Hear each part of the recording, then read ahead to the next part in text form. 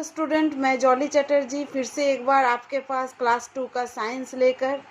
तो क्लास 2 के साइंस में पार्ट 1 में मैंने आपको पढ़ाया था टाइप्स ऑफ प्लांट्स, जिसमें ट्रीज भी था, श्रब्स भी था।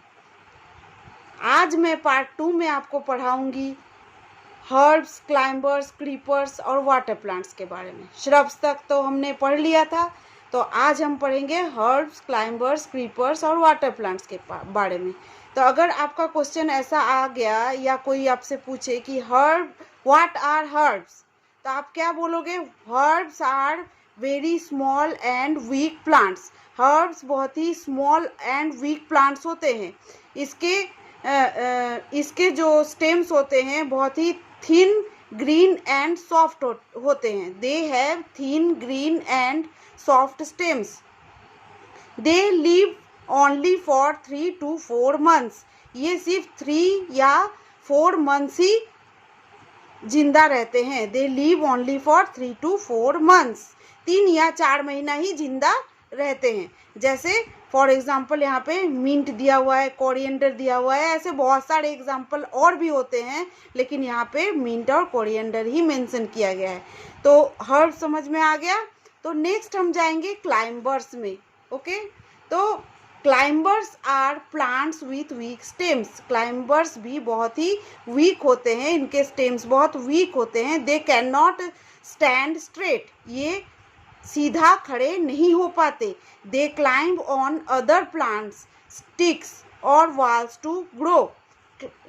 ये जो है किसी सहारा लेकर ही ऊपर उठते हैं। जैसे कोई भी प्लांट का सहारा हो, स्टिक्स का सहारा हो, वॉल्स का सहारा हो, इसके सहारा लेकर ही ये उठते हैं। क्लाइंबर्स, क्लाइंबर्स से आप क्या समझते हो? क्लाइंब मतलब चढ़ना।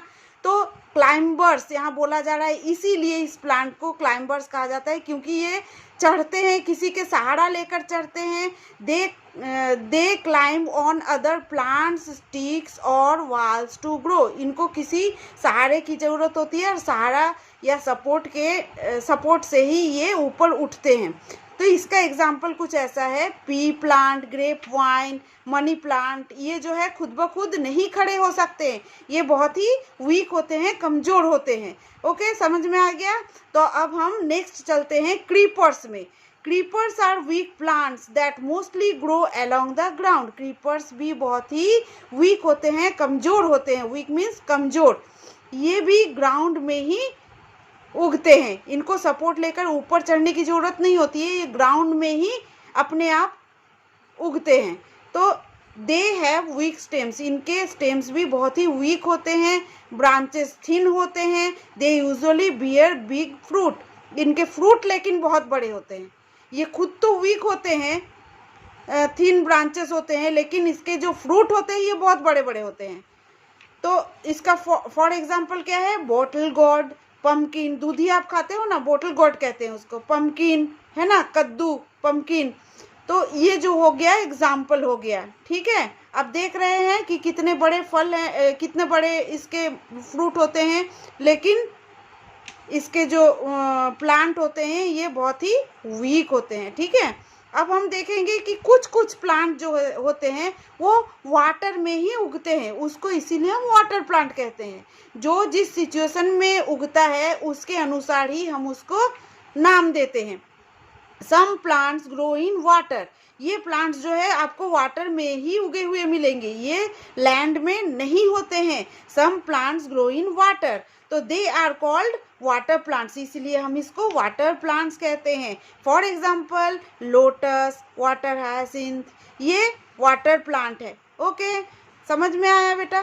तो अब जो है मैं एक वर्कशीट देने वाली हूँ, कुछ होमवर्क देने वाली हूँ। जैसे give 2 examples of each of the following. ये ट्रीज, श्रब्स, ये मैंने पहले भी आपको पार्ट 1 में पढ़ाया है, तो मैं फिर से एक बार इस वर्कशीट में आपको दे रही हूँ। इसको आप घर में करोगे नोटबुक लेकर। तो ट्रीज का 2 एग्जाम्पल दोगे, पहले भी मैंने पढ़ाया था ना ट्रीज के बारे में, तो इसमें मैंगो ट्री, नीम ट्री ऐसे होगा। श्रब्स भी मैंने पढ़ाया था, तो इसका एग्जाम्पल आप जानते होंगे, इसका एग्जाम्पल आप खुद लिखोगे। Herbs, climbers, creepers, water plants, ये सब के आप 2-2 एग्जाम्पल यहाँ पे दोगे। आज के लिए इतना ही, बाकी फिर पार्ट 3 में आप मेरा वीडियो देखते रहिए बराबर। Thank you. और मेरा वीडियो देखें और लाइक और सब्सक्राइब करना ना भूलिए, ताकि मैं नया नया वीडियो आप तक पहुंचा सकूं।